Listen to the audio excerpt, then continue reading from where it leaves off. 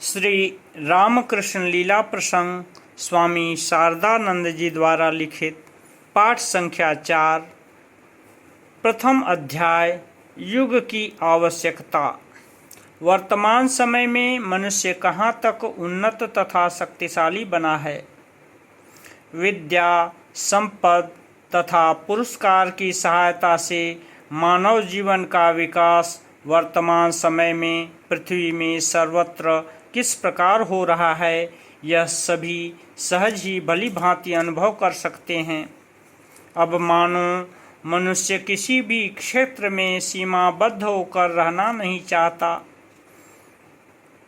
जल और स्थल पर यथेच्छ विचरण के बाद भी सुखी न होकर अभिनव यंत्रों का आविष्कार कर मानव अब आकाश में उड़ने लगा है। तमसाच्छन्न समुद्र तल तथा ज्वालामय आग्नेयगिरि के गर्भ में उतरकर उसने अपना कुतूहल चरितार्थ किया है।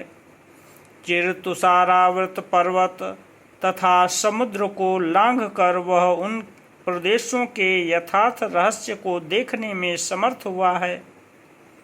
पृथ्वी के क्षुद्र तथा महान वृक्षलता एवं औषधियों में उसे अपनी तरह प्राण स्पंदन का परिचय मिला है एवं प्राणी जगत को प्रत्यक्ष तथा विचार दृष्टि के अंतर्भुक्त करने के पश्चात वह अब ज्ञान सिद्धि रूप अपने लक्ष्य की ओर बढ़ा चला जा रहा है। इस प्रकार पृथ्वी, जल, तेज आदि पंचभूतों पर आधिपत्य स्थापन करके अचेतन पृथ्वी की प्रायः सभी बातों को वह जान गया है और इससे भी संतुष्ट न होकर अत्यंत दूरवर्ती ग्रह नक्षत्र आदि का पूर्ण परिचय प्राप्त करने के लिए उत्सुक हो क्रमशः उसमें भी सफलता प्राप्त कर रहा है। अंतर जगत के पर्यालोचन में भी उसके उत्साह की कमी नहीं है। विशेष अनुभव तथा खोज के सहारे उस क्षेत्र में भी वह अब नित्य नवीन तत्वों का आविष्कार कर रहा है। जीवन रहस्य के अनुशीलन में प्रवृत्त हो एक जातीय जीव का दूसरी जाति में परिणत होने का या उसके क्रम विकास का परिचय उसे प्राप्त हुआ है। शरीर एवं मन के स्वभाव की आलोचना कर विनाशशील सूक्ष्म अचेतन उपादान से निर्मित मन के तत्व का निर्णय करने में वह समर्थ हुआ है। जड़ जगत की भांति अंतर जगत की प्रत्येक घटना अलंघनीय नियम में संग्रथित है, इस बात को भी उसने सम्यक रूप से जान लिया है एवं असंबद्ध मानसिक स्थिति के फलस्वरूप होने वाले आत्महत्यादि कार्यों में भी उसे सूक्ष्म नियम श्रृंखला का परिचय प्राप्त हुआ है। साथ ही व्यक्तिगत जीवन के चिर अस्तित्व के संबंध में कोई निश्चयात्मक प्रमाण न मिलने पर भी इतिहास की आलोचना के द्वारा मानव को उसके जागतिक जीवन की क्रमोन्नति का प्रत्यक्ष अनुभव हुआ है। इस प्रकार जातिगत जीवन में व्यक्तिगत जीवन की सार्थकता को देखकर अब वह उसकी सफलता के लिए विज्ञान तथा संबद्ध चेष्टा की सहायता से अज्ञान के विरुद्ध चिर संग्राम में नियुक्त हुआ है एवं अनंत संग्राम में अनंत उन्नति की कल्पना कर बाह्य तथा आंतर राज्य के दुर्लक्ष्य प्रदेशों में पहुँचने के लिए अनंत वासना स्रोत में उसने अपनी जीवन नौका को प्रवाहित किया है। उक्त उन्नति व शक्ति के केंद्र पाश्चात्य देश से प्राच्य में भाव विस्तार। पाश्चात्य मानवों में इस प्रकार जीवन का विस्तार विशेष रूप से दिखाई देने पर भी भारत प्रमुख प्राच्य देशों में भी उसका प्रभाव कम नहीं है। विज्ञान की अजेय शक्ति के कारण प्राच्य एवं पाश्चात्य प्रदेश का प्रतिदिन जितना घनिष्ठ संपर्क होता जा रहा है, प्राच्य मानवों के प्राचीन जीवन संस्कार उतने ही परिवर्तित होकर पाश्चात्य देशवासियों के अनुरूप बनते चले जा रहे हैं।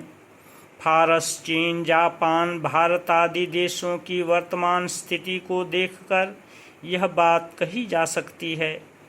भविष्य में परिणाम चाहे कुछ भी क्यों न हो, प्राच्य पर पाश्चात्य के उस प्रकार के भाव विस्तार में कोई संदेह नहीं किया जा सकता एवं ऐसा प्रतीत होता है कि आगे चलकर समग्र पृथ्वी में पाश्चात्य भाव का विस्तार अवश्यंभावी है। पाश्चात्य मानव जीवन को देखकर ही उक्त प्रकार की उन्नति के भावी परिणाम का निर्णय करना होगा। पूर्वोक्त विस्तार के फल का निर्णय करने के लिए हमें प्रधान रूप से पाश्चात्य का आश्रय लेना होगा। विचार पूर्वक पाश्चात्य जीवन का विश्लेषण कर यह देखना होगा कि उस विस्तृति का मूल कहाँ है एवं उसका स्वभाव किस प्रकार का है। उसके प्रभाव से पाश्चात्य जीवन के पूर्वतम, श्रेष्ठ अथवा निकृष्ट भावों का कहाँ तक विकास तथा विनाश हुआ है एवं उसके फलस्वरूप वहाँ व्यक्तिगत मानव मन में सुख और दुख पहले से कितने अधिक अथवा स्वल्प मात्रा में उदित हैं। इस प्रकार व्यष्टि तथा समष्टि रूप से पाश्चात्य जीवन में उसका परिणाम एक बार निर्णीत हो जाने पर अन्यत्र देश काल भेद से उस बारे में निश्चय करना कठिन न होगा। पाश्चात्य मानवों की उन्नति के कारण एवं इतिहास से यह स्पष्ट निर्देश मिलता है कि असहनीय ठंड के कारण अत्यंत प्राचीन काल से पाश्चात्य मानवों के मन में देह बुद्धि की दृढ़ता उत्पन्न होकर उसने उन्हें एक ओर जिस प्रकार स्वार्थी बनाया था, ठीक उसी प्रकार दूसरी ओर सम्मिलित चेष्टा से ही स्वार्थ सिद्धि होती है। इस बात का सहज बोध जागृत होने से उनमें स्वजाति प्रेम का आविर्भाव हुआ।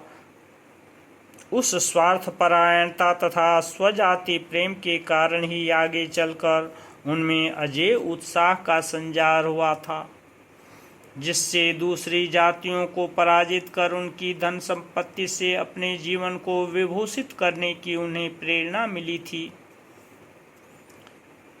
इसके फलस्वरूप जब वे अपनी जीवन यात्रा में कुछ सफल हुए, तभी उनमें धीरे धीरे अंतर्दृष्टि उदित हुई और उसने क्रमशः विद्या एवं सद्गुण संपन्न होने के लिए उन्हें प्रवृत्त किया। इस प्रकार जीवन संग्राम के अतिरिक्त तो उच्च विषयों के प्रति उनकी दृष्टि आकृष्ट होते ही उन्होंने यह अनुभव किया कि उस लक्ष्य की ओर अग्रसर होने के मार्ग में धर्म, विश्वास तथा पुरोहितों का प्राधान्य बाधा स्वरूप विद्यमान है। उन्होंने देखा कि पुरोहित वर्ग केवल इतना कहकर ही मौन नहीं धारण करते कि विद्योपार्जन से श्री भगवान की अप्रसन्नता के कारण उन्हें अनंत काल के लिए नरक में जाना पड़ेगा, अपितु छल, बल तथा चतुराई से वे उनके उस ओर अग्रसर होने में निरंतर बाधा उत्पन्न करने के लिए कटिबद्ध रहते हैं। तब स्वार्थ साधन में तत्पर पाश्चात्य मानवों के लिए अपना कर्तव्य निर्धारण करने में विलंब न लगा। पूर्ण शक्ति के साथ पुरोहितों को दूर हटाकर वे अपने गंतव्य पथ पर अग्रसर हुए। इस प्रकार धर्मयाजकों के साथ ही साथ शास्त्र तथा धर्म विश्वास को भी त्याग कर पाश्चात्य लोगों ने नवीन मार्ग में अपने जीवन को परिचालित किया एवं पंचेंद्रिय ग्राह्य प्रत्यक्ष रूप निश्चित प्रमाण प्रयोग किए बिना कभी किसी विषय में विश्वास अथवा स्वीकार करना न करना ही उनका मूल मंत्र बना।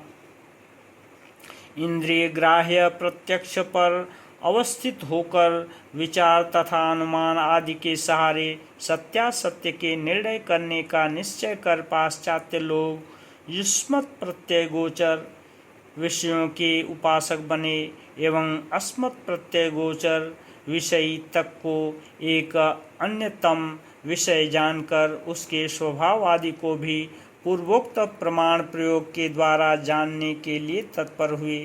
विगत 400 वर्ष से वहाँ के लोग इस प्रकार प्रत्येक व्यक्ति तथा विषय को पंचेंद्रियों की सहायता से परीक्षण कर ही स्वीकार करने लगे हैं, और उस समय के भीतर ही वर्तमान युग के जड़ विज्ञान का शैशवकालीन जड़ता तथा असहायता का भाव दूर होकर उसमें युवावस्था के उत्साह, आशा, आनंद एवं शक्ति आदि का संचार हुआ है।